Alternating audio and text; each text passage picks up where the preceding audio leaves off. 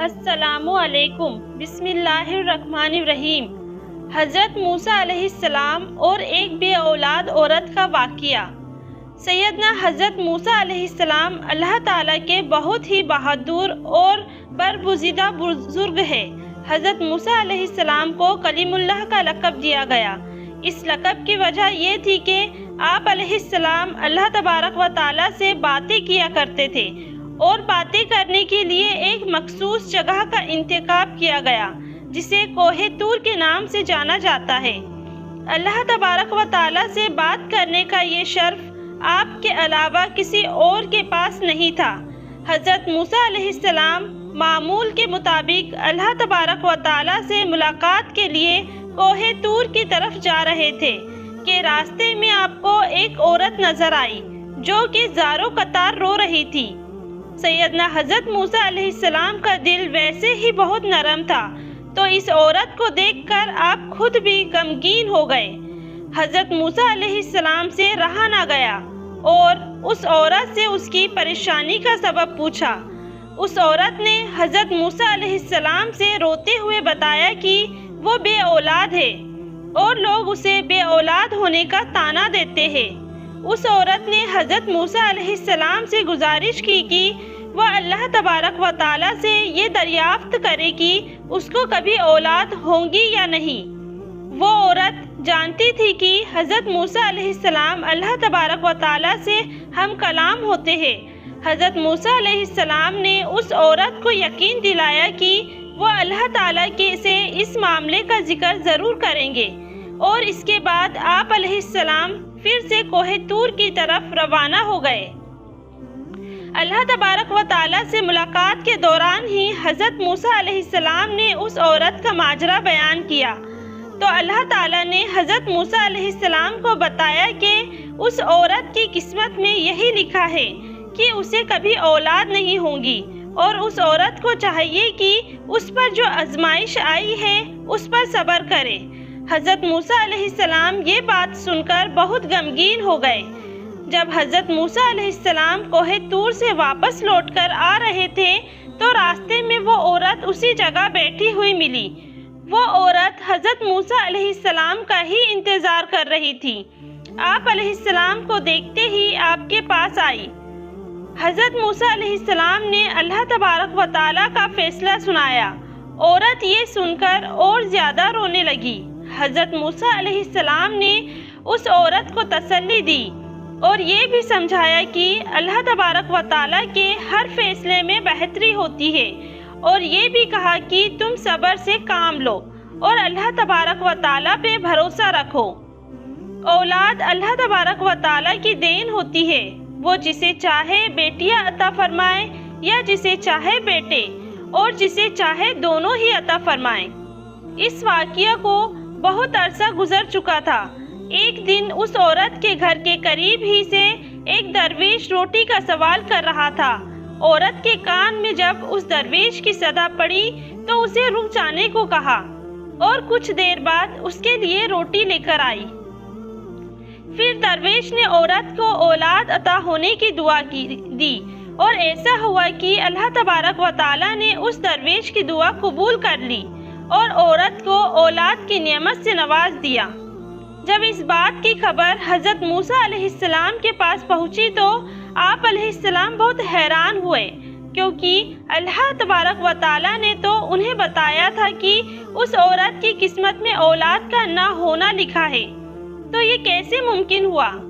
پھر جب حضرت موسیٰ علیہ السلام دوبارہ اللہ کے پاس کوہ طور پر گئے تو اس عورت کے معاملے کے بارے میں بھی دریافت کیا کہ جب میں نے آپ سے پوچھا تھا کہ اس عورت کی اولاد ہوں گی یا نہیں تو اے میرے پروردگار، آپ نے فرمایا تھا کہ اس عورت کے مقدر میں اولاد ہے ہی نہیں، تو یہ کیسے ممکن ہوا؟ اللہ تبارک و تعالیٰ نے حضرت موسیٰ علیہ السلام کے سامنے ایک شرط رکھی۔ آپ علیہ السلام کو انسان کا گوشت لانے کو کہا۔ جب اللہ تبارک و تعالیٰ انبیاء کرام کو کسی چیز کا حکم دیا کرتے تھے تو کوئی بھی اللہ تبارک و تعالیٰ سے سوال نہیں کرتا تھا۔ اس لیے سیدنا حضرت موسیٰ علیہ السلام نے بھی اللہ رب العزت کی اس شرط پر کوئی سوال نہیں کیا اور اپنی بستی میں جا کر لوگوں کو اللہ کا حکم سنایا۔ بستی کے لوگوں کو اللہ تبارک و تعالیٰ کا حکم بہت عجیب لگا اور سب کے دلوں میں خوف بیٹھ گیا کہ کہیں یہاں خون ریزی نہ ہونے لگے۔ جب کوئی بھی اپنی گوشت دینے پر راضی نہیں ہوا تو حضرت موسیٰ علیہ السلام مایوس ہو کر اللہ تبارک و تعالیٰ کے پاس واپس کوہ طور پر جانے لگے۔ سیدنا حضرت موسیٰ علیہ السلام کوہ طور کی طرف جا ہی رہے تھے کہ راستے میں ان کو ایک درویش بیٹھا نظر آیا۔ اس درویش کی آنکھیں بند تھیں اور چہرہ آسمان کی طرف اٹھا ہوا تھا۔ اس درویش کی زبان پر بس اللہ اللہ کا کلمہ جاری تھا۔ حضرت موسیٰ علیہ السلام اس درویش کے پاس گئے اور اسے اللہ تبارک و تعالیٰ کا حکم سنایا۔ اس درویش نے آنکھیں کھول کر آپ کی طرف دیکھا اور اپنا بازو حضرت موسیٰ علیہ السلام کے آگے کر دیا اور کہا کہ میں حاضر ہوں۔ اس درویش نے حضرت موسیٰ علیہ السلام سے چھری لی اور اپنے بازو سے گوشت کاٹ کر پلیٹ میں رکھ دیا۔ پھر آپ علیہ السلام اپنی منزل کی طرف روانہ ہو گئے۔ آپ علیہ السلام ابھی کچھ دور ہی گئے تھے کہ اس درویش نے آپ کو پکارا اور کہا کہ ہو سکتا ہے کہ اللہ تبارک و تعالیٰ نے گردن کا گوشت مانگا ہو۔ پھر اس درویش نے اپنے گردن کا گوشت کاٹ کر آپ علیہ السلام کی پلیٹ میں رکھ دیا۔ حضرت موسیٰ علیہ السلام نے پھر سے کوہ طور کی طرف قدم بڑھا دیا۔ اس درویش نے آپ کو پھر سے روک لیا اور کہا کہ ہو سکتا ہے اللہ تبارک و تعالیٰ نے سینے کا گوشت کہا ہو، اور پھر اس نے اپنے سینے کا بھی گوشت کاٹ کر پلیٹ میں رکھ دیا۔ اس کے بعد اس نے اپنے جسم کے مختلف حصوں کا گوشت کاٹ کر پلیٹ میں رکھا۔ حضرت موسیٰ علیہ السلام نے اس گوشت سے بھری پلیٹ کو کوہ طور پر اللہ تبارک و تعالیٰ کے سامنے پیش کیا۔ اللہ تبارک و تعالیٰ نے حضرت موسیٰ علیہ السلام سے پوچھا کہ یہ گوشت کس سے لائے ہو؟ تو حضرت موسیٰ علیہ السلام نے سارا قصہ بیان کر دیا۔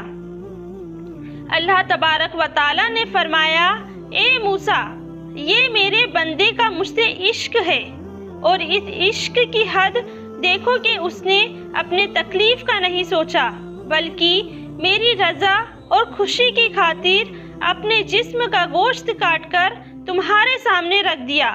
اے موسیٰ، اب مجھے تم خود بتاؤ کہ جو میرا بندہ مجھ سے عشق میں خود سے بھی بے پرواہ ہے کہ جب وہ مجھ سے کوئی سوال کرے تو میں اس کی دعا کیوں نہ قبول کروں گا؟ اے موسیٰ، یہ میرا وہی بندہ ہے جس نے مجھ سے اس عورت کے حوالے سے سوال کیا تھا۔ میرے اس نیک بندے نے ہی اس عورت کے لیے مجھ سے دعا کی تھی، تو بھلا میں کیسے اس کی حاجت پوری نہیں کرتا؟ یہی وجہ ہے کہ میں نے اس کی تقدیر میں لکھے کو پلٹ دیا۔ جو بندے میری خاطر اپنے آپ کو قربان کرنے کے لیے راضی ہو جاتے ہیں تو میں ان کی بات کو کیسے رد کر سکتا ہوں؟ موسیٰ علیہ السلام اللہ کی یہ بات سن کر بہت حیران اور خوش ہوئے۔ اس چھوٹے سے قصے سے ہمیں یہ سبق ملتا ہے کہ اللہ تبارک و تعالیٰ نے جو بھی ہمیں زندگی میں عطا کر رکھا ہے اس کی شکر گزاری کرنی چاہیے اور دوسروں کی مدد میں پیش رہنا چاہیے۔ آپ کو نہیں پتہ ہوتا ہے کہ کون سا عمل اللہ تبارک و تعالیٰ کو پسند آ جائے اور آپ کا کام ہو جائے، اور جب بھی اللہ تبارک و تعالیٰ کے لیے قربانی دینے کا موقع ملے تو اپنی جان بھی دینے سے گریز نہ کریں۔ میرے پیارے مسلمان بھائیوں اور بہنوں، اگر آپ کو ہماری آج کی یہ معلوماتی واقعہ پسند آیا ہو تو اپنے دوستوں اور رشتہ داروں کے ساتھ شیئر کریں۔ جزاک اللہ خیر کثیرا۔ اللہ ہم سب کا حامی و ناصر ہو۔ ایسے ہی واقعہ سننے کے لیے چینل کو سبسکرائب کریں، لائک کریں اور شیئر کریں۔